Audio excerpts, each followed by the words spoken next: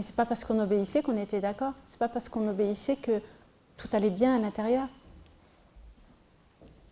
Quand on crie sur un enfant, c'est comme s'il recevait un coup physique sur la tête. Un coup physique. Donc plus vous criez, plus vous humiliez votre enfant, plus vous le punissez, parce que la punition est une humiliation, eh bien son cerveau, qu'est-ce qui va se passer dans son cerveau ? Eh bien, il va avoir des altérations cognitives. Et donc ça va avoir des incidences sur les apprentissages et la mémorisation. Donc quand un enfant a du mal à l'école, quand il a du mal avec la mémorisation, eh bien voilà, posez-vous cette question. Oui, mais je fais quoi ? Si je ne le punis pas, je fais quoi ? Ben, parlez. Pourquoi vous ne parlez pas ? Le problème, c'est que vous êtes préoccupé par ce qui n'est pas prioritaire. Parce qu'à partir du moment où Allah vous a octroyé un enfant, il vous a donné ce cadeau. C'est un cadeau que vous avez, mais un cadeau d'une lourde responsabilité. Parce que le jour où vous allez le rendre à Allah subhanahu wa ta'ala, dans quel état vous allez le rendre ? Quand vous louez quelque chose, vous donnez une caution, et si vous le rendez dans un état déplorable, on ne vous rend pas la caution. Allah subhanahu wa ta'ala, il vous donne cet enfant en dépôt, mais à un moment donné, il va le récupérer. Et si vous n'avez pas fait le job, quelle caution vous allez donner ?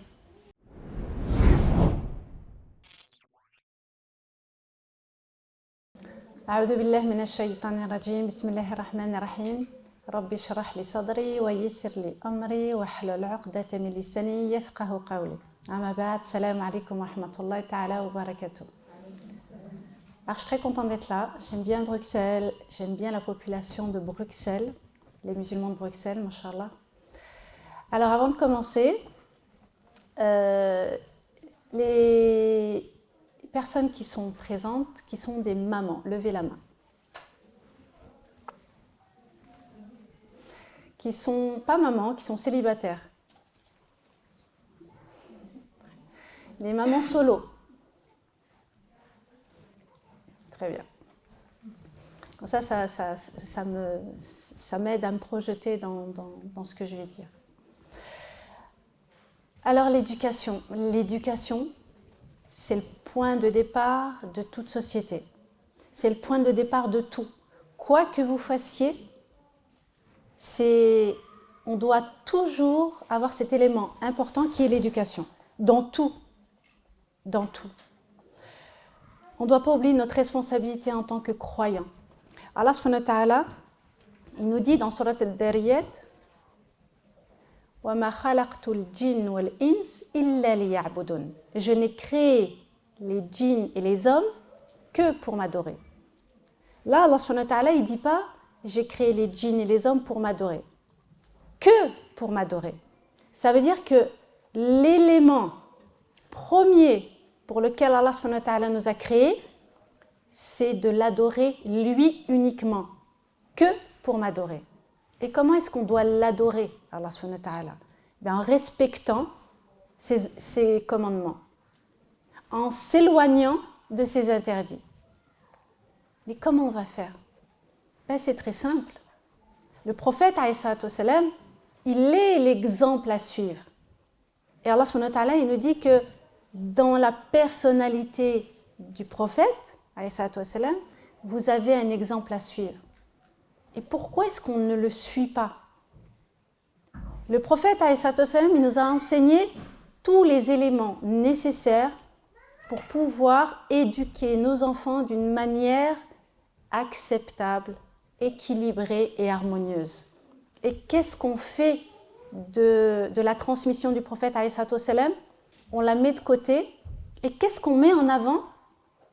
On met en avant la culture et la tradition. Nous, vous tous qui êtes présents, et moi y compris, nous sommes le fruit de l'éducation de nos parents. L'éducation qu'on a reçue, et je mets pas, c'est-à-dire que je lance pas la pierre à nos parents. Nos parents nous ont donné ce qu'ils ont reçu. Ils ont fait de leur mieux avec ce qu'ils ont reçu et ce qu'ils avaient entre les mains. Donc on a été élevés de manière excellente, parfaite, sans manquement. On a eu une éducation qui était dure, autoritaire, sans écoute, sans affect.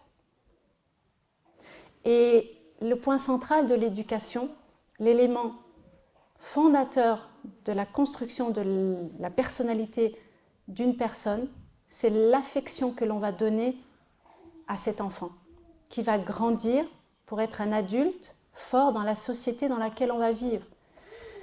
Nous vivons dans une société qui nous pousse à oublier Allah subhanahu wa ta'ala.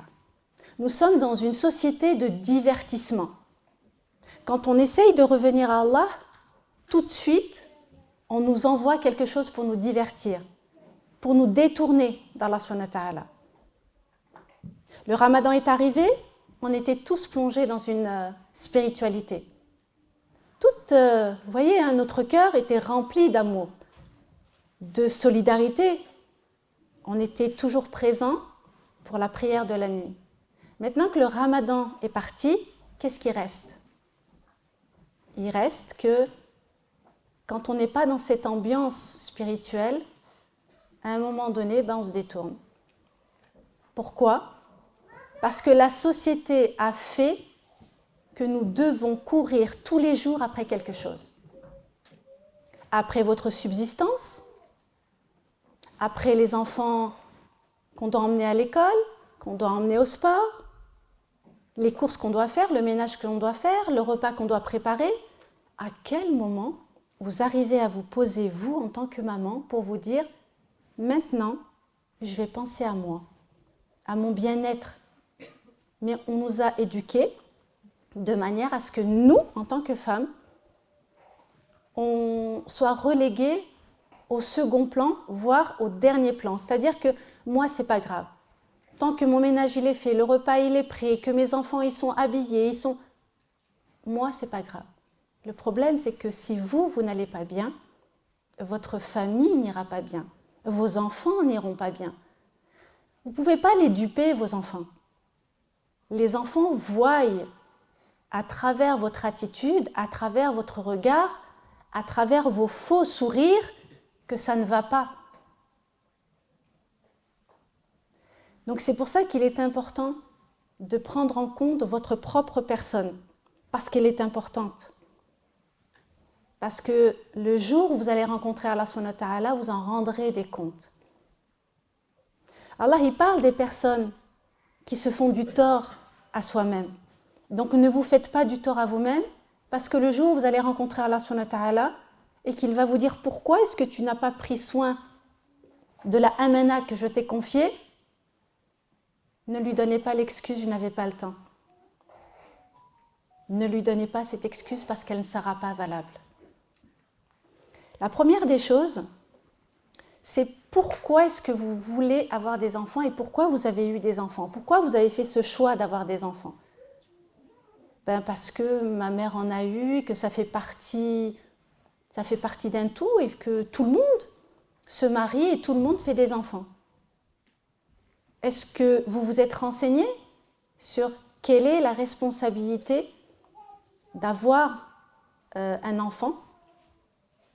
Avant d'avoir un enfant, il y a tout un processus à faire. Déjà, on doit trouver le bon conjoint, qui ait la même vision des choses en termes d'éducation. On doit savoir déjà comment est-ce que je peux me projeter avec cet enfant. Parce que c'est facile d'avoir un enfant. Tout le monde peut avoir un enfant. Mais quand cet enfant arrive, j'en fais quoi?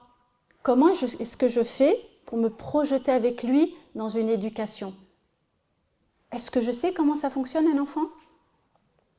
Est-ce que je sais quel genre d'éducation je veux lui donner?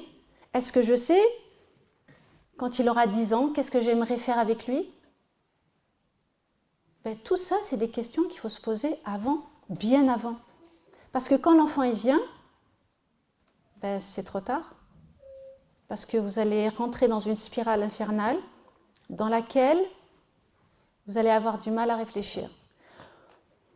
Nous, les mamans de confession musulmane et surtout d'origine maghrébine, de parents maghrébins, ce qui est difficile, c'est que nous sommes dans un système familial où tout le monde se mêle de tout. La maman, la belle-mère, les tantes, et vous voyez, hein, je dis que des femmes, hein. Je ne dis pas le papa, le grand-père, l'oncle, les femmes. Pourquoi? Comme dit toujours mon mari, le problème de la femme, c'est d'abord la femme. Et ça, il faut vraiment bien l'intégrer. Le problème de la femme, c'est d'abord la femme. Pourquoi? Parce que la femme, c'est elle qui éduque. C'est elle le point de départ de tout. Et si vous voulez arrêter de reproduire les mêmes schémas destructeurs sur vos enfants, vous devez arrêter maintenant. Et vous devez casser cette chaîne. Vous savez, nous sommes la communauté du jugement. Nous passons notre temps à juger les faits et gestes de chacun. De mon enfant, de ma sœur, de ma tante, de tout le monde, toute personne, on a toujours quelque chose à dire. Par contre, on ne se recentre jamais sur soi-même. Et ça, c'est vraiment dramatique. On n'a pas le droit d'être dans le jugement de l'autre. C'est interdit, ce n'est pas islamique. Le prophète alayhi salatu wassalam nous l'a enseigné. Vous n'avez pas à vous occuper des affaires des autres. Vous n'avez pas à juger les autres sur ce qu'ils font. Oui, mais je peux donner un conseil. Mais pour donner un conseil, il faut d'abord qu'on vous le demande. Si je demande un conseil, alors oui, donne-moi le conseil. Mais si je ne te demande pas de conseil, ne me donne pas de conseil. Parce qu'à partir du moment où on essaye de donner un conseil, c'est un jugement. C'est-à-dire que je sais mieux que toi. Oui, mais c'est-à-dire qu'on ne parle plus? Ben oui. Le prophète, alayhi salatu wassalam, il nous dit, dis du bien ou tais-toi. C'est tout. Dis du bien ou tais-toi. Parce que le but, ce n'est pas de heurter ou de blesser les gens. Maintenant, vous avez des enfants. Et vous vous retrouvez avec une problématique qui est « mon enfant, il ne m'écoute pas. Je lui répète 10 000 fois, il ne m'écoute pas. Comment je fais ?» C'est un enfant turbulent. C'est un enfant qui n'arrête pas de me chercher. C'est un enfant qui n'arrête pas de faire exprès de m'embêter. Mais les enfants, ils n'ont pas cette capacité de chercher à vous embêter, de chercher à vraiment faire en sorte de vous sortir de vos gonds. Pourquoi ils n'ont pas cette capacité? Ben, tout simplement parce que leur cerveau, il n'est pas structuré de cette manière. Nous, les adultes, oui, on peut embêter les autres. Et on prend cette décision. Mais les enfants, quand ils agissent, ça n'est pas pour vous embêter, vous. Le problème, ce n'est pas les enfants. Le problème, c'est vous, les mamans. C'est la perception que vous avez de votre enfant et c'est le comportement que vous allez avoir vis-à-vis de vos enfants en fonction de leur comportement. Un enfant qui tape, un enfant qui crie, qui se roule par terre, qui crache, qui mord, vous allez être hors de vous. Vous allez dire, mais je ne comprends pas, qu'est-ce qui lui arrive, qu'est-ce qui se passe? Eh bien, posez-vous la question, pourquoi est-ce qu'à ce moment-là, mon enfant agit de cette manière? N'oubliez pas que le cerveau d'un enfant est immature, il est en construction. Donc, les réactions qu'il va avoir sont des réactions de stress. Donc, quand il tape, c'est un réflexe physiologique. Quand il crie, quand il crache, quand il se roule par terre, c'est parce qu'il ne trouve pas le moyen d'exprimer ses émotions autrement. Et donc nous, quand on vient et qu'on crie, eh bien ça rajoute encore. Quand on vient, quand on lui dit « t'es méchant », quand on lui dit « mais franchement, regarde comment tu es », tout ça, ce sont des humiliations. Oui, mais j'ai dit t'es méchant, j'ai rien dit d'autre. Ben, le fait de dire t'es méchant, t'es insupportable, c'est de l'humiliation, c'est du rabaissement. Et vous savez ce que ça provoque lorsqu'on humilie un enfant à répétition, lorsqu'on lui dit juste ces simples phrases. T'es bête, tu n'y arriveras pas, t'es infernal. Et encore, il y a plein d'autres mots. Ben, tout ça va provoquer dans le cerveau de votre enfant eh bien, un problème dans son développement. Donc le cerveau, au lieu de faire des connexions qui vont être positives, qui vont être constructrices, qui vont lui permettre justement de développer les zones du cerveau, qui vont lui permettre de développer tout son potentiel, eh bien, ce n'est pas ce qui va se passer. Quand vous criez sur votre enfant, vous criez parce que vous n'en pouvez plus. Vous criez parce que vous avez répété 10 fois, vous avez répété 100 fois. Donc vous criez. Et à ce moment-là, vous dites « Ah, ben ça marche de crier ». Ben non, ça ne marche pas. Parce que votre enfant, à ce moment-là, il a obéi parce qu'il avait peur. Et ce n'est pas comme ça qu'on éduque un enfant, ce n'est pas dans la peur. Nous, on a été éduqués dans la peur, dans l'autorité du papa, l'autorité de la maman. Et donc oui, on obéissait. Mais ce n'est pas parce qu'on obéissait qu'on était d'accord. Ce n'est pas parce qu'on obéissait que tout allait bien à l'intérieur. Quand on crie sur un enfant, c'est comme s'il recevait un coup physique sur la tête. Un coup physique. Donc plus vous criez, plus vous humiliez votre enfant, plus vous le punissez, parce que la punition est une humiliation, eh bien son cerveau, qu'est-ce qui va se passer dans son cerveau ? Eh bien, il va avoir des altérations cognitives. Et donc ça va avoir des incidences sur les apprentissages et la mémorisation. Donc quand un enfant a du mal à l'école, quand il a du mal avec la mémorisation, eh bien voilà, posez-vous cette question. Oui, mais je fais quoi ? Si je ne le punis pas, je fais quoi ? Ben, parlez. Pourquoi vous ne parlez pas ? Le problème, c'est que vous êtes préoccupé par ce qui n'est pas prioritaire. Parce qu'à partir du moment où Allah vous a octroyé un enfant, il vous a donné ce cadeau. C'est un cadeau que vous avez, mais un cadeau d'une lourde responsabilité. Parce que le jour où vous allez le rendre à Allah subhanahu wa ta'ala, dans quel état vous allez le rendre ? Quand vous louez quelque chose, vous donnez une caution, et si vous le rendez dans un état déplorable, on ne vous rend pas la caution. Allah subhanahu wa ta'ala, il vous donne cet enfant en dépôt, mais à un moment donné, il va le récupérer. Et si vous n'avez pas fait le job, quelle caution vous allez donner ? Quelle caution vous allez rendre à Allah subhanahu wa ta'ala ? C'est quoi la destination, votre destination finale ? Le problème, c'est qu'on oublie toujours que ici, c'est rien. La dunya, c'est rien. Notre objectif final, c'est le Jannah. Et très souvent, on oublie que la destination finale, c'est le Jannah. On pense que c'est acquis. Je suis musulmane, je prie, je jeûne, je porte le voile. C'est bon, alhamdoulilah.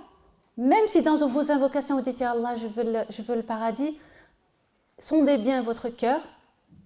Parce que vous savez, très souvent, on est leurré par Shaitan. Qui dit « De toute façon, tu vas aller au Jannah, t'inquiète ». Donc vous êtes leurré et vous ne vous améliorez pas et vous ne prenez pas conscience des choses. Et donc, on reste dans l'erreur. Vos enfants sont une amana. Vous rendrez des comptes sur vos enfants. La priorité, ce n'est pas le ménage.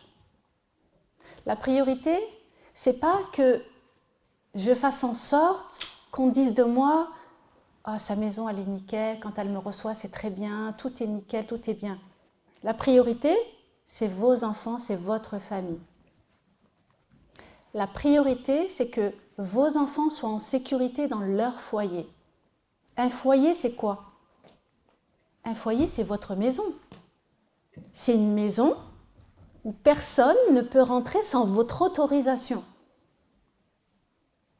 On ne laisse pas la porte ouverte. On met des limites. Donc votre foyer, vos enfants doivent se sentir bien. Et quand ils se sentent bien, ça veut dire que dans la maison, il ne doit pas y avoir de pression. Vous ne rentrez pas dans le salon parce que tu vas salir si j'ai des invités, comment on va faire? Tu tâches pas, tu fais pas, on est en prison. Donc le périmètre où ils doivent circuler, c'est un périmètre bien défini. Bientôt, on va mettre des flèches pour qu'ils sachent quels sont les endroits où ils peuvent aller. Et quand on vous prévient à la dernière minute qu'on va venir vous rendre visite, c'est panique totale à bord. Parce qu'on va remettre en question votre rôle de femme, votre rôle de mère, votre rôle à tenir une maison. À un moment donné, vous devez, au lieu de regarder, d'être sous le regard des gens, n'oubliez pas que vous êtes d'abord sous le regard d'Allah subhanahu wa ta'ala. Et le regard d'Allah subhanahu wa ta'ala, il est beaucoup plus important. Quoi que vous fassiez, on vous critiquera, on parlera de vous. Alors autant faire en sorte que ce qu'on va dire de vous glisse sur vous. La priorité, c'est votre famille. C'est vos enfants. Parce que si vous loupez ça, eh bien vous allez reproduire déjà le schéma éducatif que vous avez reçu. Mais n'oubliez pas, cette époque, elle est encore plus difficile. Pourquoi ? Parce que vos enfants plus grands, ils vont vous le faire payer. Maintenant, les enfants de maintenant, ils osent parler à leurs parents et ils osent leur balancer les choses en pleine figure. Et ça fait très mal. Donc on va éviter ça et on va commencer le travail dès qu'ils sont petits. Vous savez, ce n'est pas quand ils sont adolescents qu'on va faire d'eux des adultes. C'est quand ils sont tout petits. Quand je dis tout petit, c'est 2 ans, 3 ans. C'est à partir de là que ça commence. C'est à partir de là qu'on va construire l'adulte qu'il sera demain. Parce que toutes les bases et les fondations, c'est à ce moment-là. On doit faire en sorte que nos enfants soient autonomes. C'est prioritaire. Autonome, c'est quoi? C'est qu'on doit leur apprendre certaines compétences. À partir de 2 ans et demi, on leur apprend à s'habiller tout seul. On leur apprend à débarrasser. On leur apprend à essuyer quand ils ont renversé. On leur apprend à verser de l'eau dans leur verre. On leur apprend à manger tout seul. Déjà, c'est avant 2 ans et demi, manger tout seul. Ouais, mais il va s'en mettre partout, il va m'en mettre partout. Et alors? C'est comme ça qu'il va apprendre. Parce que les enfants, jusqu'à l'âge de 6 ans, ils sont sensoriels. Et si vous les privez justement de pouvoir toucher la matière de leurs propres mains, eh bien vous les privez de pouvoir développer des sens qui sont très importants. Donc tout ça, c'est important de leur inculquer cette autonomie. Oui, mais si je dois attendre qu'ils s'habillent tout seuls, alors que je suis pressée, oui, vous êtes pressée, on est tout le temps pressé. Mais les enfants, ils n'ont pas votre rythme. Ils ont besoin de temps pour faire les choses. Parce que plus ils prennent de temps pour faire les choses, plus ils développent le potentiel de leur intelligence. Plus vous les laissez faire avec leurs mains, plus ils vont maîtriser les choses avec leurs mains. Plus ils vont développer leur motricité.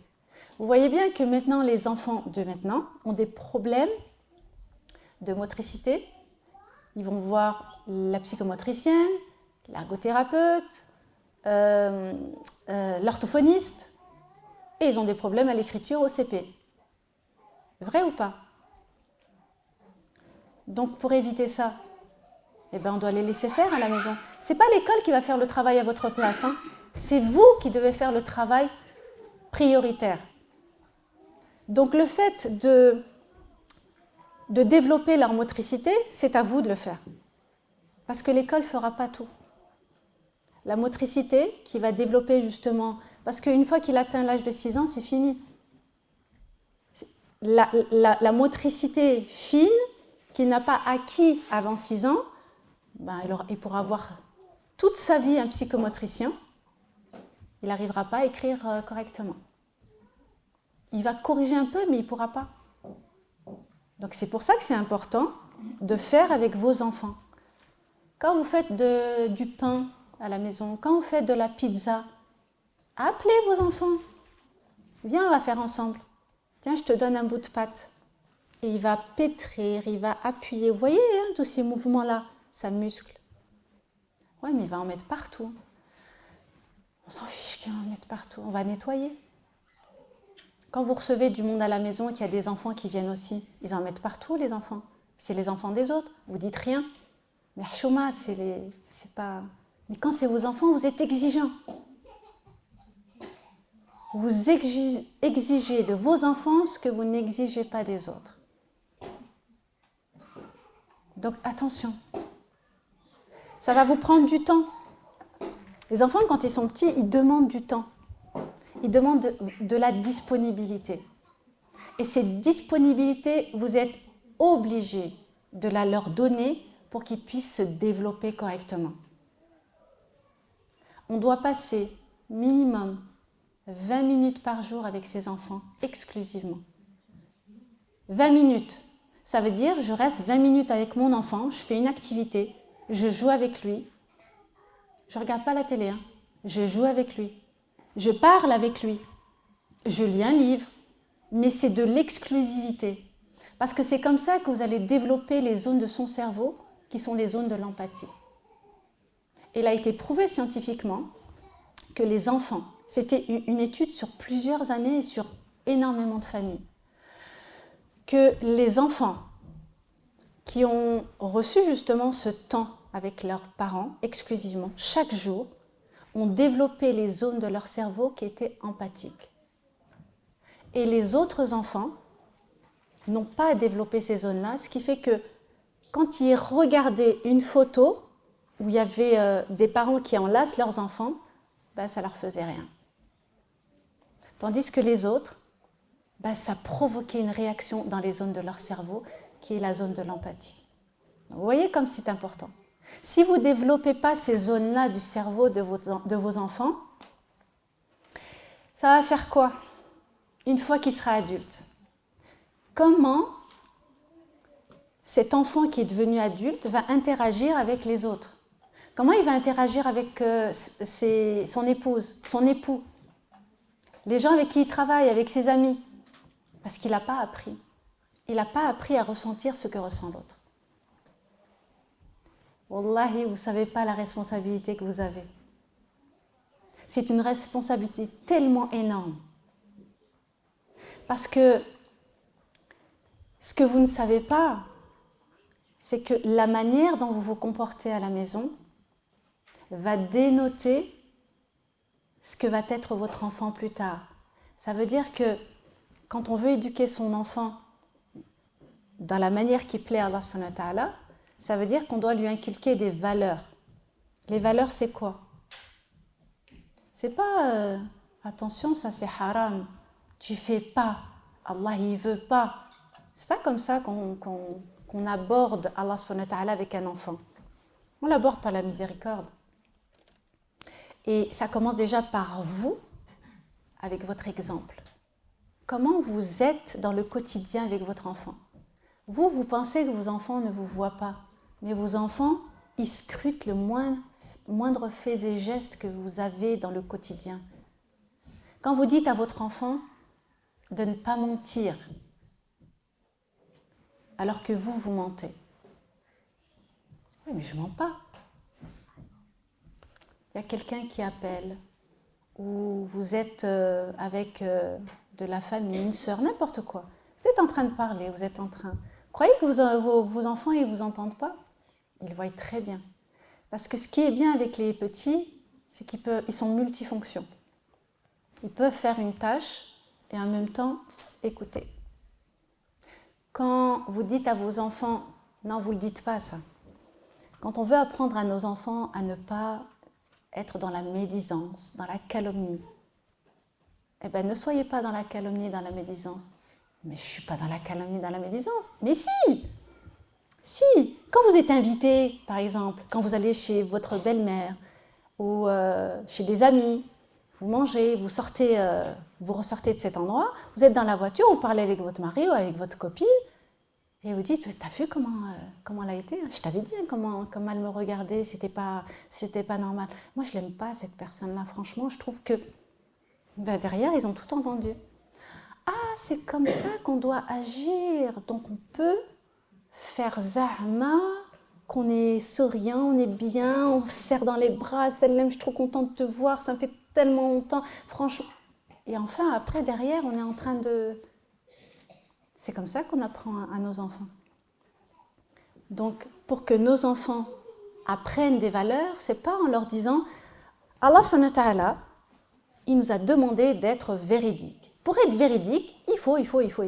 C'est pas une leçon, c'est un comportement. C'est ce que vous allez dégager dans votre comportement au quotidien. Donc, vous devez incarner en vous ce que vous voulez inculquer à vos enfants. Donc ça, c'est vraiment important. Il faut au moins que vous compreniez que lorsque vous allez sortir d'ici, vous preniez l'engagement de changer une chose dans votre comportement. Parce que lorsqu'on est regroupé comme ça, surtout dans une des maisons d'Allah, dans une mosquée, où les anges sont là en train de faire l'istighfar pour nous, il faut savoir qu'on est bien, parce qu'on parle d'Allah, on apprend des choses. Mais malheureusement, lorsqu'on sort, on franchit le seuil de la mosquée, la vie, elle nous rattrape. La course, les enfants, viens, on y va, on rentre, on est pressé, je dois préparer ci, je dois préparer ça. Et on est pris dans le tourbillon. Si vous ne prenez pas l'habitude de vous poser, de dire stop, qu'est-ce qui est urgent? Qu'est-ce qui est le plus urgent? Le plus urgent, c'est vous. Parce que votre course, votre excitation quotidienne, vous la transmettez à votre enfant. Et c'est comme ça qu'il sera plus tard. Soit il est comme vous, soit il fera en sorte d'être le contraire de vous.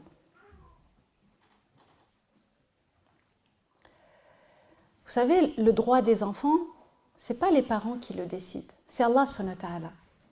C'est Allah subhanahu wa ta'ala qui a décrété les droits des enfants. Et le droit des enfants sont prioritaires par rapport aux droits des parents. Alors, ce qui est intéressant, c'est que nous, on a grandi. Si tu n'obéis pas à tes parents, tu seras maudit. Il faut obéir à ses parents.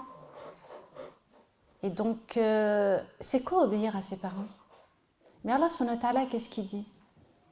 Il dit, après la croyance en Allah subhanahu wa ta'ala, il dit d'être bienveillant avec ses parents, de ne pas leur manquer de respect et d'être miséricordieux avec eux quand ils atteignent l'âge de la vieillesse.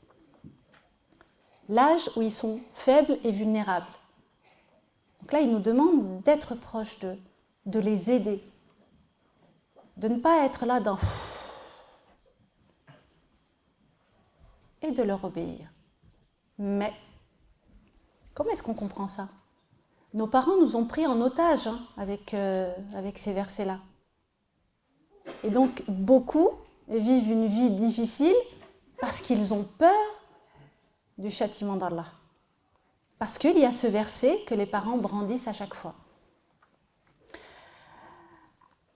Alors, il y a ce qu'il faut savoir dans ce verset-là qu'Allah subhanahu wa ta'ala, il met en avant la bienveillance envers les parents, c'est que Allah ne nous force pas, ne nous oblige pas à aimer nos parents. Il nous dit d'être bienveillant avec eux, de les respecter, d'être présent quand ils en ont besoin, de ne pas les rabaisser, de ne pas les humilier. Pourquoi Allah subhanahu wa ta'ala ne nous dit pas d'aimer nos parents? Il ne nous force pas à aimer nos parents. Parce que la grande majorité d'entre nous ont vécu une éducation qui était difficile. Il y en a, c'est catastrophique. Il y en a, c'est dramatique. Et il y en a qui ont ce rejet, cette haine de leurs parents. Et quand ils font les choses, il y en a qui disent « je peux pas ». Mais ce verset, il vient justement pour établir un équilibre, pour dire, quelle que soit l'éducation que tu as reçue, quelle que soit la difficulté de ton éducation, de l'humiliation et de la maltraitance dont tu as été victime, tu dois le minimum à tes parents, c'est-à-dire que lorsqu'ils sont dans ce besoin, qu'ils sont fragiles et vulnérables, que tu sois présent quand ils t'appellent. Qu'on ne les jette pas dans un coin. Et ça, c'est important.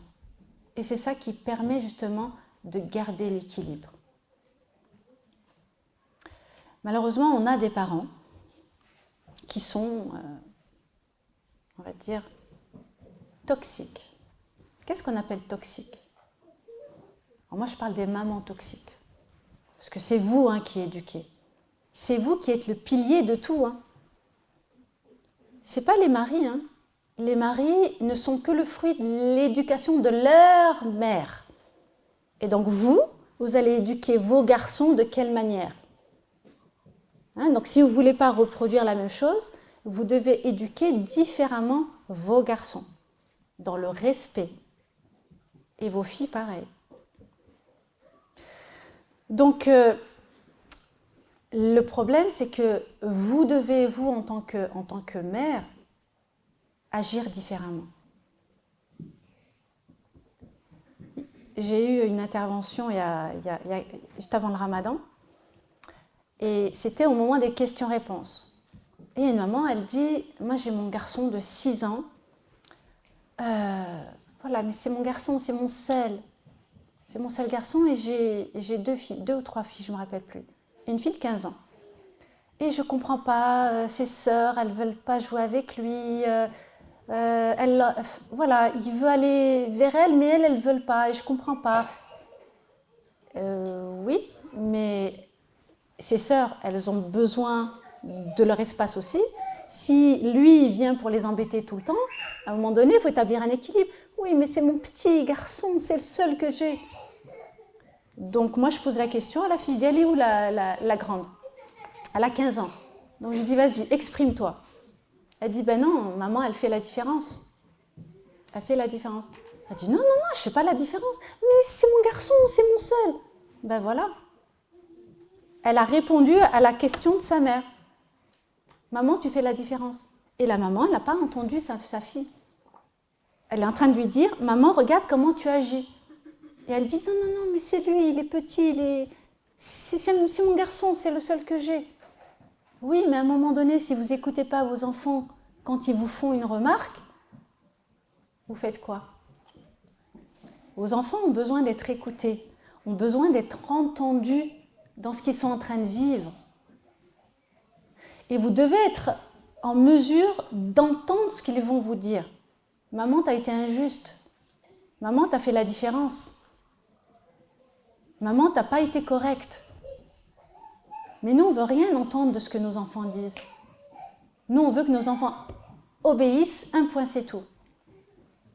Mais les enfants ont besoin de pouvoir parler, de communiquer et surtout d'exprimer ce qu'ils ressentent. Si vous les empêchez d'exprimer ce qu'ils ressentent, ils ne seront pas en mesure, une fois adultes, de le faire. Il y a beaucoup d'épouses qui disent « Je ne comprends pas, mon mari, il est distant. Mon mari, il ne parle pas. Mon mari, il ne dit rien.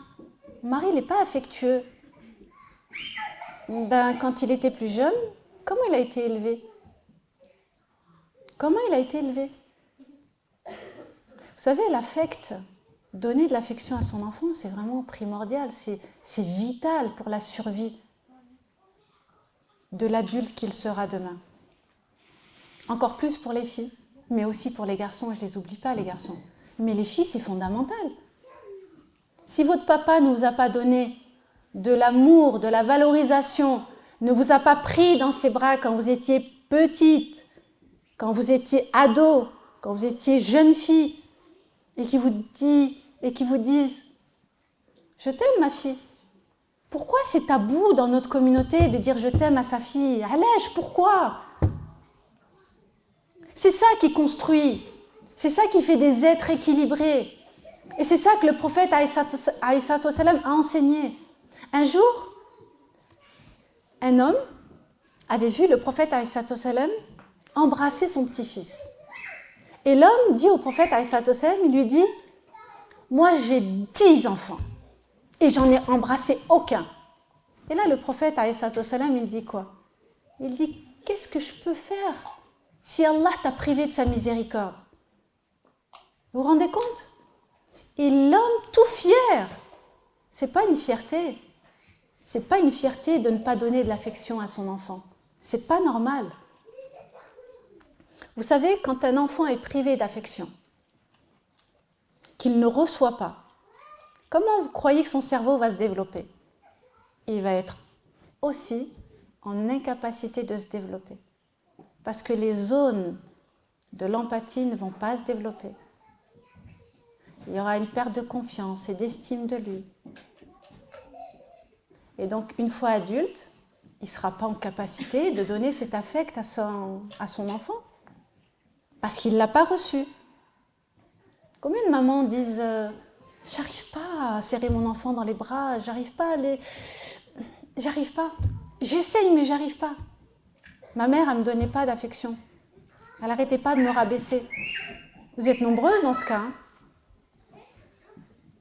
Donc la fille, c'est important de lui donner tout l'amour et l'affection dont elle a besoin. Oui, mais si on donne trop d'amour, non, il n'y a pas trop. Il faut donner, c'est naturel, il faut que ce soit naturel. Surtout le papa, parce que c'est le papa. Si le papa ne donne pas l'amour et l'affection dont a besoin sa fille, s'il ne la valorise pas, s'il ne la met pas en avant, qu'est-ce qui va se passer une fois qu'elle va grandir? Ben, ce manque d'amour et d'affection, il faut bien qu'elle le trouve. Elle a besoin de le chercher quelque part, parce qu'elle en est vide. Il faut qu'elle remplisse ce réservoir. Ben, ce réservoir, elle va essayer de le trouver ailleurs. Et le ailleurs, c'est quoi? Ben, c'est quelqu'un qui ne sera pas bienveillant avec elle. Ah, bien sûr, au départ, il va lui dire que c'est la plus belle, il va la valoriser, ce qu'elle a envie d'entendre. Et donc, elle va tomber love de cette personne-là. Mais une fois qu'elle est accrochée à cette personne-là, c'est terminé. Il pourra faire d'elle ce qu'il veut. Et vous ne pourrez absolument rien faire. Vous ne pourrez pas intervenir. C'est pour ça que l'amour rend fort. Parce qu'une fille qui a reçu l'amour et l'affection de son papa, elle ne se fera pas berner par quelqu'un. Jamais. Parce que dans son attitude, déjà, ça se voit. Et le garçon, aussi, il a besoin de valorisation de son père, de sa mère, aussi. Parce que quand on voit les jeunes, comment ils tournent mal, ben, faut pas se poser, faut pas aller trop loin. Hein. C'est qu'est-ce qui se passe dans l'environnement familial pour que mon enfant, ben, il tourne mal comme ça. C'est pas normal qu'un garçon qui a 15 ans, 16 ans, traîne dehors. Ben, il traîne dehors, pourquoi? Ben, parce qu'à la maison, il n'est pas bien. À la maison, il n'a pas son endroit, son intimité. Il ne trouve pas sa place. Parce que quand il va rentrer, il va entendre sa mère qui va lui crier dessus. Il va entendre sa mère qui va être constamment dans le reproche. Et le but, ce n'est pas ça, c'est de créer de la communication. Si vous ne créez pas cet espace de communication avec votre enfant, il le cherchera ailleurs. Il le trouvera vers des personnes qui ne sont pas vraiment aptes à lui apporter ce qu'il faut. Donc c'est pour ça que c'est important de faire attention. La différence que vous faites entre les filles et les garçons, c'est très important de faire très attention. L'équité dans l'éducation des filles et des garçons.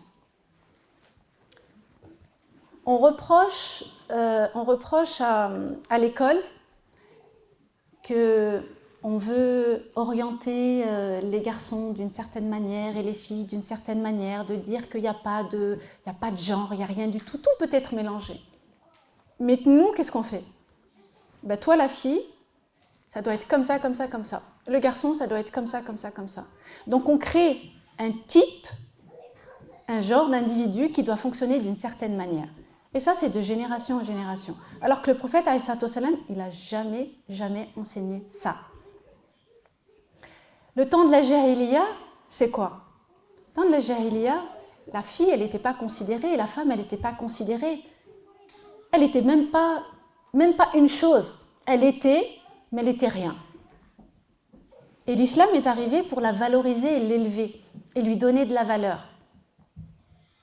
Et qu'est-ce qui s'est passé au fur et à mesure du temps et des siècles?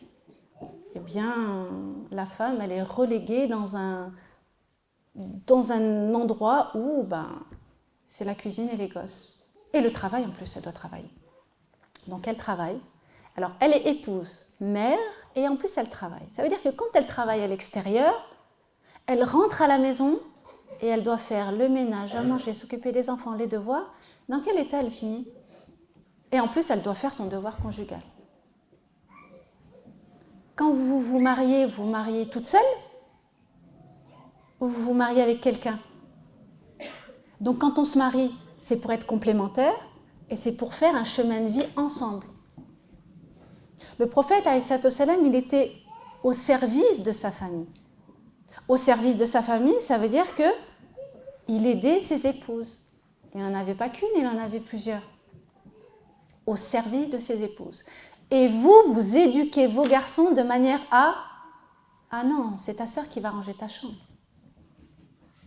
C'est pas à toi de le faire. C'est pas au garçon de le faire. Le garçon, il ne range pas sa chambre. Il ne se prépare pas à manger. Il ne va pas se servir. Il ne débarrasse pas son assiette. Et son linge, il est sous son lit ou par terre dans la salle de bain. Comme ça, maman ou sa sœur va venir ramasser. Et à quel moment on est dans le modèle prophétique? À quel moment? Vous croyez que c'est rabaisser un homme que de le faire participer? Mais c'est une valeur pour lui. Parce qu'il est au service de sa famille comme l'était le prophète, alayhi salam. C'est pour ça que je vous dis, c'est quoi respecter les devoirs qu'Allah subhanahu wa ta'ala nous demande de respecter? L'obéissance. Tout ça, c'est l'obéissance. Allah subhanahu wa ta'ala, il me demande d'être comme ça. Il me demande de suivre mon prophète, qui est mon modèle. Donc, si je veux que mon foyer fonctionne correctement, je dois être en accord avec l'époux avec lequel je me suis mariée. Et donc ça se travaille avant. On partage, c'est une coéducation, c'est une coparentalité. Et quand la belle-maman elle vient et dit « Ah non, mon fils, il ne fait pas. C'est pas moi. » Alors, je me rappellerai toujours une fois, il y avait une maman qui avait demandé à sa belle-fille « S'il te plaît, trouve-moi une femme pour mon fils. » Pourquoi? Regardez ce qu'elle dit après. Une femme qui va s'occuper de lui. Pourquoi? C'est un enfant. Et qui va s'occuper d'elle? Qui va s'occuper d'elle? Vous voyez comment on fait de nos garçons des assistés? Et ça, c'est pas tolérable. La responsabilité, c'est la responsabilité des mamans. C'est vous qui avez le pouvoir de tout.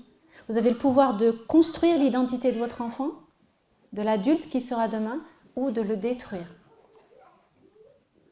La Oumma ne peut s'élever que par l'éducation de leurs enfants. Et arrêtez de venir accuser la société ou quoi que ce soit. Déjà que nous sommes dans une société qui est très difficile, qui est très compliquée, qui ne favorise pas les choses, alors si en plus on en rajoute dans l'éducation et qu'on empêche nos enfants de s'épanouir, alors ça ne va pas pouvoir le faire.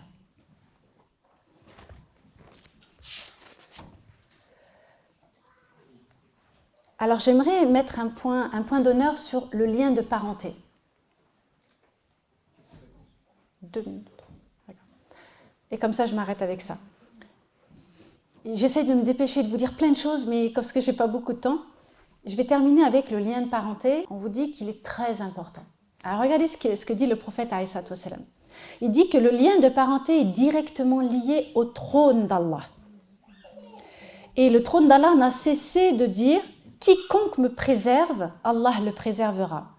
Quant à celui qui me rompt, Allah se coupera de lui. » Et il y a un autre hadith qui dit « Le meilleur d'entre vous est celui qui se comporte le mieux envers sa famille et je suis parmi vous celui qui se comporte le mieux envers sa famille.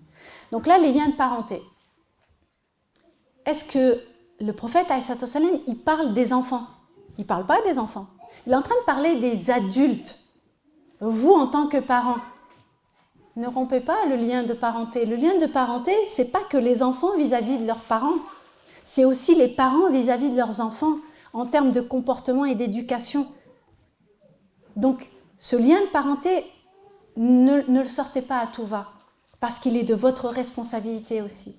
Et quand le prophète, il dit le meilleur d'entre vous est celui qui se comporte le mieux avec sa famille, il ne parle pas des enfants. Il ne dit pas que ce sont les enfants qui se comportent bien avec leurs parents. Il dit que c'est l'adulte, le parent, qui doit se comporter bien avec sa famille, avec ses enfants. Donc c'est quoi le point de départ? C'est vous.